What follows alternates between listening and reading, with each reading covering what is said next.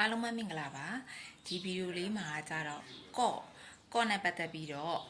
grammar အသုံးအနှုန်းလေးကိုရှင်းပြမယ်လက်တွေ့စကားပြောမှလည်းအသုံးများတယ်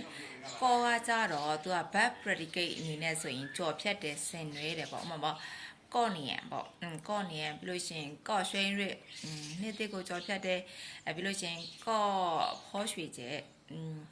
တကြံပွဲတော့ဆင်နွှဲတယ်ဒါပေမဲ့အခုဒီဗီဒီယိုမှာပြောမှာကော့ကို verb predicate အနေနဲ့ပြောမှာမဟုတ်ဘူးကော့ကို verb ရဲ့နောက်ဆက်ပုတ်အခြေအ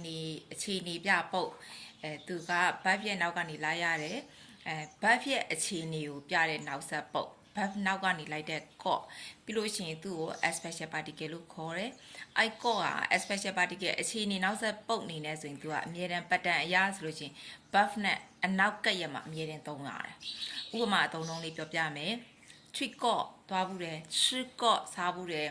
စော့ကော့စီးဘူးတယ်အခုပြောမဲ့ pattern လေးကကြတော့ verb plus ကော့ plus object ပေါ့နော်အဲ့တော့အတွေ့အကြုံပေါ့အတွေ့အကြုံတစ်ခုခုကိုပြောပြတဲ့အခါမှာသုံးတယ်ဥပမာတရုတ်ပြည်သွားဘူးတယ်ပေါ့ချွိကော့ကျုံကော့ငါတရုတ်ပြည်သွားဘူးတယ်ဝါချွိကော့ကျုံကော့ဝါချွိကော့မိန်ကော့ဝါချွိကော့ထိုက်ကော့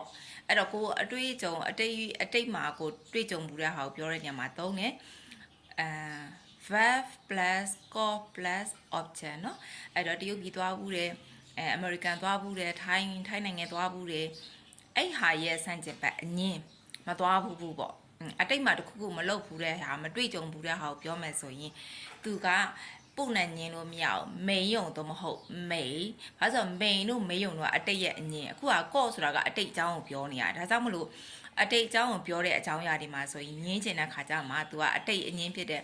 没用都唔好没，我嘛个钓比么多不，没有去过中国，没去过中国，个台南人么多不，所以没有去过泰国，没去过泰国，